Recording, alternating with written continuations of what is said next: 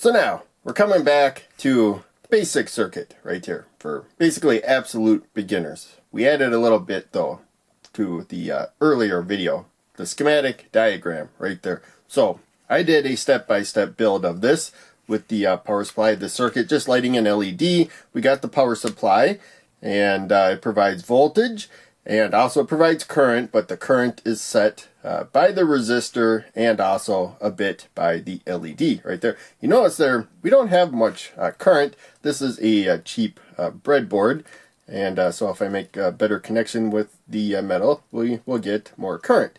So in any case, cheap board, perfectly fine for learning electronics on. Just be aware the connections aren't as great as higher quality boards, and then of course you solder stuff when you want it permanent. And there's also connectors that you clamp down wires to, and so on. Prototype breadboards here are really good for demonstration circuits. When you see an alligator clip just kind of look like it's sitting on the board, but it's making a connection, I got these header pins. And so yeah, I showed putting them in, and these alligator clips will clip to the short side right there. You need the longer side to put in the board. Some of these have long ends on both ends, and probably ones with short ends on both ends as well, if you want one of those. Usually a long for in the board, and then short for alligator clips, and so on is perfectly fine. So that's probably most common. But again, we got the schematic diagram. So I talked about the components right there. Schematics use symbols for physical components, and then this is one of the ways to show the voltage source. So we got 0 volts, that's the negative supply, often called ground, and it's ground because it's 0 volts. So that's where we're ending up when it comes to electricity. It's one way to think about it. It's not actually how electricity flows, but when you're building circuits, you have to think about how what we call current is flowing, and that's the milliamps, thousands of amps. So that's the resistor symbol, the jagged lines. I'm using a 220 ohm resistor because we are using 5 volts right there, and we need to limit current through the LED. The LED is in series with it. The same current flows through the two of them right there. That's what series components do. They got the same amount of current flowing through them. So the current flowing through that red alligator clip, the resistor, the anode to cathode of the LED. You got to put it in the right way. Put it in backwards, it won't light up. And then that jumper to the negative supply. It's all the same amount of current right there. Now, if we had other circuitry that went from positive and negative, then it would be the addition of the two circuitries when it comes to the alligator clips. Each circuit would divide up how much current is flowing. But since there's just one path here, there's just one current flow. It's all the same amount of current. So it's about 14 milliamps of current. I did the math down there. It's Ohm's law. So you take the voltage of the power supply, 5 volts. Red LED is going to drop about 2 volts. Blue or green LEDs drop about 3, so you'll get a different number. But in any case, it drops about 2 of the volts. That voltage builds up across it. And then you got 3 volts across the 220 ohm resistor. And there's the math. So about 0.0136 amps. Make sure you do the math in amps when you're doing Ohm's law. And then you talk about it in milliamps. So that's 13.6 milliamps. 14 milliamps is rounded off. Now, this is not something you'll see in a lot of schematics. But mine, you'll see it quite often. It's something I added. But a lot of times a bubble is added just to let you know how much current's flowing through. It's kind of like you got a little current meter. Again, that current has to flow through the meter for it to measure it. So it's in series. So that's why the bubble is just in series right there. But most schematics won't show that. You have to calculate how much current would be flowing through based on the voltage they give, and so on. Now, once you get really good, you know how to not overheat the resistor. I was not paying attention when I was previously filming this, and I fried this resistor. So this is, I don't know if it caught fire. I'm guessing it did. But I noticed smoke coming up from the side over here because it wasn't on camera when I was filming. It was off to the right there. So all I can see really is what you see on camera right here. And I moved this over. It was already completely black and smoke coming out, maybe white, I can't remember. But in any case, I set the limit for the power supply current higher than what the circuit needs, and then later set the voltage, not thinking about it's still powering the circuit. So that was a previous video. I made an extra video talking about that. Reshooting it now. So we got about 14 milliamps current. These have a 20 milliamp current max. So that's one reason why I like these portable power supplies. I set it to 5 volts. That's the voltage I want, but most of the time I'm just lighting an LED or something. Again, current went down because I bumped the resistor. It's not the best connections of the breadboard. Just something to be aware of. Not a big deal when you're just learning about the circuits. You're interested in what the circuit's doing, not making a perfect circuit. So 20 milliamps, absolute max right there. We got 5 volts. So the way that it protects itself is that if you try to apply too much voltage, and if this wasn't limiting current, we'd probably still be okay. It's like less than 25 milliamps of current. It's over time where the LEDs really get affected, although you can give it too big of a blast briefly where it might damage it. So I need to hit set right there. I don't want to accidentally raise that again. And there you can see, instead of providing 7 volts, it's limiting the voltage that it provides. And so that's how it sets a current. It just sets whatever voltage is needed to give that amount of current through the circuit, as long as you got the voltage higher than set higher than what the circuit needs for that current. It just gives the voltage that the current needs. So right now we got a maximum current that we're hitting the limit to, and then when you see CV, so that's constant voltage, CC was constant current. Now it's just holding a voltage because we have not exceeded the current maximum that we set there. We are close though. So in any case, we'll get back to the circuit. This video was more intended to talk about the schematic. So that's what I use more often. Long time ago, batteries were really common for powering circuits. So this may have been more common, not with the current bubble though. So in any case, we got the math for 10 milliamps, 12 volts right there, and 1000 ohm resistor. So 1000 ohm resistor makes the math easy right there. Every volt across it, you get 1 milliamp of current. So that's one reason why I use them in a lot of my introduction circuits. Plus 12 volts is more common now than it used to be when it comes to powering circuits because of lithium batteries. So lithium cells, I don't remember the exact cell voltage, but when you stack them in series, this actually shows one cell there, one cell there. So this symbol is technically saying they are 6 volt cells because there's 2 of them, but the universal symbol for battery is just basically a double cell symbol right there. So the actual battery you use may have a different number of cells, but the symbol will just show that. Main thing is the voltage right there, if you want to build the circuit to the specs they recommend. Same with resistors. Resistors come in all values, all kinds of values I should say, and therefore you don't have to use the value they say. But if you don't want to fry like components and stuff, until you know what you're doing, make sure you use the value that they show. And LED, again, you got to put it in the right way. But in this case, we got 10 volts across a 1000 ohm resistor. Makes the math really easy, 10 milliamps of current. But don't do the math in milliamps, do it in amps. 0.01 amps is the same as 10 milliamps. And also, there's many times when you're reading absolute beginner stuff, you may see drawings of circuits right there. So this is probably easier to understand than the breadboard right there. So once you get a little familiar with the breadboard, it's really easy to understand what's going on here. But I can see if you haven't ever looked at something like this, you may not recognize it. So I'll actually review that. All of these holes next to the red wire are connected together. So you plug something into one of these holes right next to the red wire. It's an electrical connection. There's metal coming all the way down here. So these are not gaps. It just runs under those spaces right there. And then same thing with 5 dots across right there. 5 dots are connected together with a clip right there to clip onto components. Higher quality boards have better clips. But in any case, carefully insert these in there so you don't damage the metal, and that clips them, and don't force them in, but you got to use some pressure. You feel it slide in and whatnot.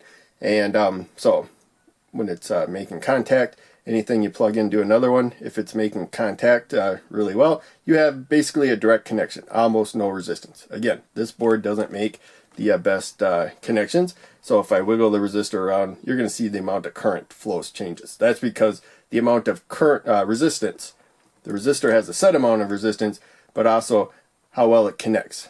If it's not connecting well, it adds a little bit more resistance right there, and you'll get less current. When it's got a really good connection, there's almost no resistance for that connection, and then it's just the value of the resistor for the resistance, and so on. Same goes with every connection. The more connections you got, probably less current you got, because there's a little bit of resistance along the way. And so that can present problems also with high current, create heat. So for now, if all this sounds foreign, stick with these simple circuits where you're not dealing with much power. So now, I made this diagram a long time ago. Wasn't paying a lot of attention when I grabbed it. I was just kind of looking for one with an easy to explain schematic diagram. But we have a drawing of a multimeter here. Set to measure current, but on the display is milliamps of current. You would actually have to set it to a milliamp setting to get that milliamps. Make sure you always set it at a setting higher than what you're going to read. You know, if it just says milliamps, you set it to milliamps if you're going to measure milliamps, but don't measure more milliamps than it's made to measure at that setting. Hopefully that makes sense. But in any case, again, it has to be in series with the other components because that's how it measures current. Current actually has to flow through it. As I said before, the same amount of current when you just have one path flows through everything right there. And that's the main thing to remember. So when you're measuring current, you have to make it part of the circuit. So there you can see a bubble there. Now, that is how I would indicate a multimeter measurement. But also, this is how I just let you know how much current would be flowing through a circuit if you wire it up like this. Be aware of that. And I'm using the battery symbol right there. Again, especially with the battery, the current flowing through the battery is the same as the circuitry right there. Be aware of that. Now, the power supply. It's getting alternating current from the outlet that's coming from the power plant, whatever one's closest or whatever. And maybe somebody got solar panels on their roof, and ultimately it's making its way here. So it's got a long, like, complicated journey. But, you know, same thing. We got positive on one side there, negative on the other. So we're not worried about the power supply. But when it comes to the circuit, you just got one path. Whereas when you're working with batteries, all of your current is flowing, you know, through the same path right there. And you can also make voltages different at different parts. You can have, you can step up or step down the voltage. Not going to go into that too much in this video.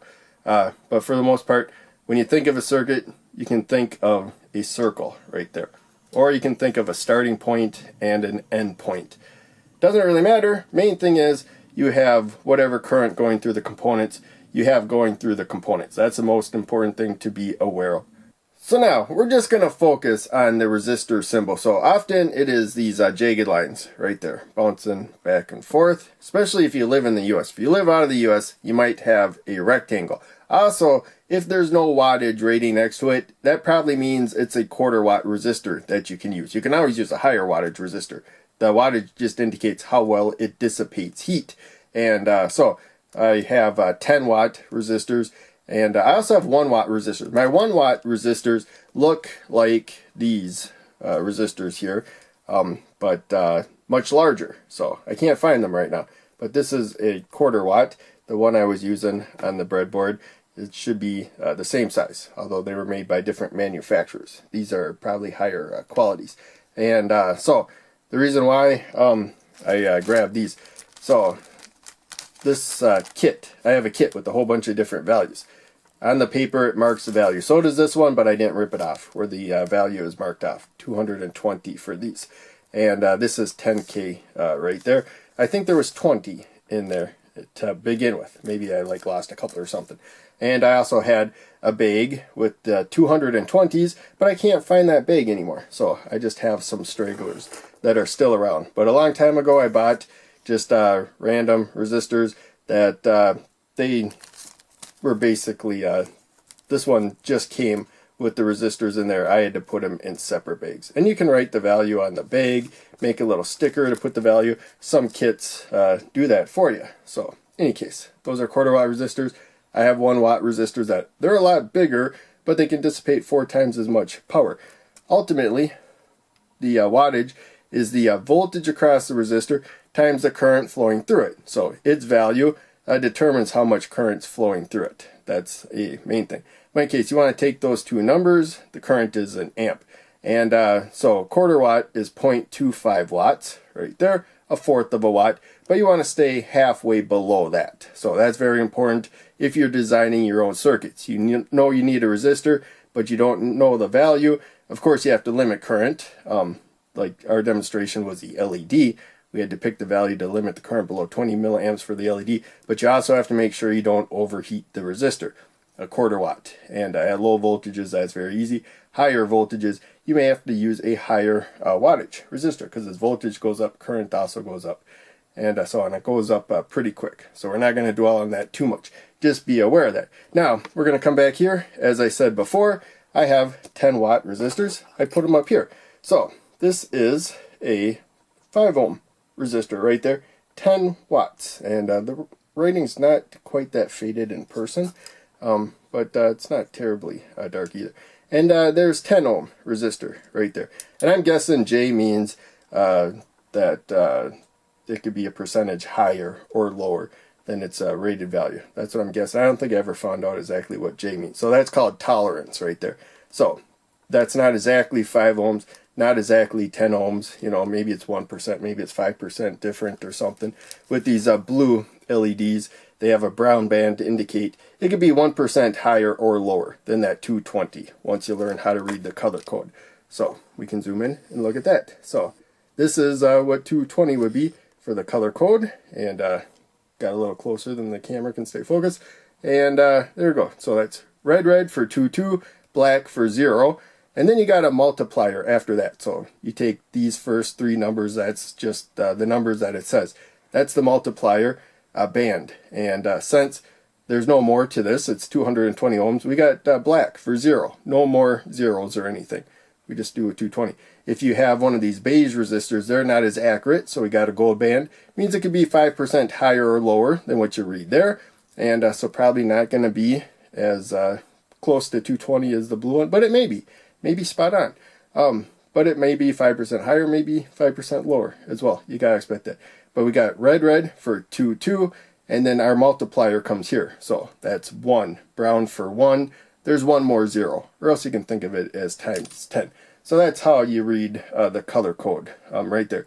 But the main takeaway is, if you don't see a wattage rating at it, a 1/4 watt should be safe. And these 1/4 watt resistors are going to be the same size, basically, because size is the biggest thing on when it is how well it will dissipate heat. That's the primary thing. But the 10 watt, maybe the material helps a little bit, but again, it's just bigger. You can see they're both 10 watt, they're the same size. I even have 50 watt resistors, 6 ohms. These are really common because there's an automobile application to them, and not very expensive. They already had the wires on the 2 ends right there, and I believe each one of these resistors came with a connector like this. So you can slide the wires through the side right there, but you could knock out that little plastic. That's not too hard. But usually you insert one wire in there to the stopper, and then you run another wire through here, and then you use a tool to press this down, and that will cut through the insulation, make contact with the metal, so that the one wire has a direct connection to the other wire. And then this just closes and then locks into place, helps hold it a little bit. But in case, main thing is, it's really easy to get higher wattage resistors. If you get one that is commonly used for an application, the price is going to be a lot lower. If you try to get like a rarely used value resistor wattage, you're going to be paying more. They just don't crank them out as much. So they charge more per unit. I believe this was somewhere about $1 when I bought them in bulk. Again, I bought, I believe, 20 of these, and I believe it came with 40 of these clips. So now we're going to focus on the schematic diagram, symbol I mean, for the LED right there. So basically it's a diode symbol. That's the diode. When it comes to diodes, they let current flow through in one direction. That's the direction the arrow's pointing. So they used to think current flowed from positive to negative. That's why the symbol is drawn that way. But the diode will let current flow through that way. It's not an LED because there's no arrows right there. If you put the cathode more positive, anode more negative, it blocks that voltage. It blocks current, I mean. Voltage builds up across it. And but no current will flow through it. It will have the full 5 volts across it. And if you raise the voltage enough, though, there's a breakdown point where it will conduct. You want to always avoid that, especially with rectifier diodes and LEDs. They're special diodes made to conduct at a certain voltage, called Zener diodes. But for the most part, if you just don't see any symbols there, just a bar, Zener diode kind of looks like a Z on the bar. But with these rectifier, don't ever get the voltage high enough to break it down. Same with LEDs. I think it's like close to 12 volts. But anything. In any case, you got to put it in the right way. So usually if you haven't cut the leads, there's a shorter lead and probably a shaved edge on it. And that goes to the negative side of the power supply. The resistor could also be in between there instead of over there. It doesn't matter. But this has to be the cathode, the short lead, going to the negative side of the battery. And then positive side is the anode, the longer lead right there. Then it will light up. You put it in backwards, 9 volts isn't high enough to damage it backwards, but it will block current. And so there you can see symbol with the arrows coming out, and that indicates an LED. Rectifier diode, that's the basic symbol right there. So again, it's letting you know you got positive there flowing to negative there, unless it's intended to block. Then you would put it in the other way. Remember, anode, cathode. Rectifier diode's usually in a black package like that, but it may be a red, not red, clear. It's usually red in the middle, right there. And there's a band for where the cathode is, so you can see the band there. Some diodes, like Zener diodes, kind of looks like a Z. And there's other variations right there. So this is the basic diode symbol, indicating a rectifier diode. And there's ways you change it. Either you add, usually it's like arrows, either going out to indicate light being emitted, or arrows pointing in. It's responding to maybe light coming in, a light dependent or photodiode. I mean, there's also light dependent resistor symbols with arrows. But if you have a diode symbol with arrows coming in, it's probably a photodiode responding to light come in. Changes how well it conducts current. So we're not going to worry about that much. Just realize you got the basic diode symbol, and then there's modifiers. Either the band is changed, or all I can think of is arrows right now, but there's probably other things to add. And so you'll learn about that if you learn about specialty components for the most part. So again, if you're working with 9 volts right there, we've been focusing on 5 volts. You can use 220 ohm resistor to protect the LED. You could also use 470, but you're going to have about half the current, you know, just kind of rounding off at 5 volts. So to get enough current for a red LED be fairly bright, good idea to use 470 when you have 9 volts right there. So now let's talk about header pins. Again, that's what I have these alligator clips clipped to right there, because there's a long end that goes in the board, short end that comes there. But I also have header pins where it's long on both ends right there. I special ordered those. And these header pins I'm pretty sure I got from this kit. So this kit had a trim pot and resistors and LEDs, which aren't showing in there, jumpers and whatnot. It's mostly empty right now. So this one has a list of what it has. So usually you get you know, just kind of a basic kit like this. There's similar kits that are probably like $10. This one maybe was like closer to 20, and looks like it probably has a little bit more. There's even like a little breadboard that was in there. So yeah, you got the whole wide variety. That's a breadboard power supply. You need like a 9-volt plug to power this, but it outputs 3 or 5 volts. It provides resistance, basically, creates extra heat. It doesn't convert that voltage. It's better to have a voltage buck or boost converter that raises and lowers the voltage by converting current. But for small circuits, a regulator like that is just fine. So now, I'm not sure where I put my snips. They have blades that just come to an end like that, and I think they're longer than what we got there. But in any case, this one will work just fine for these, and it's a little hard to tell where you are. But yeah, you just get the blade on both sides and cut it. I always point away, wear safety glass, because sometimes these things go flying when you snip them. But it makes a pretty good cut. If you try to just snap them, I think that'll work, but probably not as clean of a break. But that one looks like it did pretty good. So now, these header pins that are long on both ends, I had to order, you know, just the pins. They don't usually come in kits, but yeah, it looks like that's too long for the snip, but just bending it snaps pretty good. And looks like it did okay. So I think I broke them by hand before, and they kind of fractured in bad spots. But any case, yeah, just plug that into the breadboard. So these longer ones, there's jumper wires with a female end right there. You need the longer ones in order to plug the female end in there. And then you can plug the other end of the wire into any other slot. So that's one of the uses. And these jumper wires come in a lot of kits.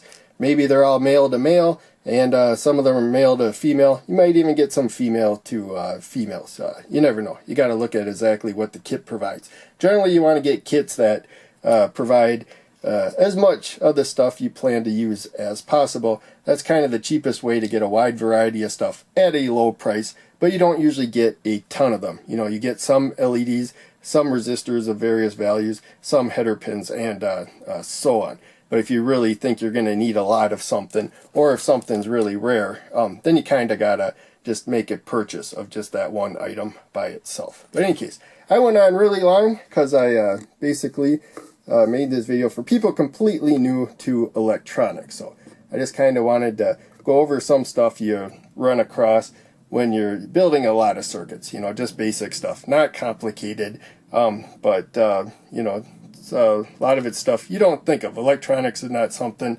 that comes naturally. You just kind of experiment with it a little bit, learn about it, and it comes, you know, pretty quick. But you do have to be showing it. It's not obvious stuff if you're not used to it. But once you're a little familiar with it, then it's really easy. It seems obvious. But thanks for watching. Make sure you check out one of the other videos I'm posting on the screen, and check out the links down below. They all help out a lot. I'll see you in the next video.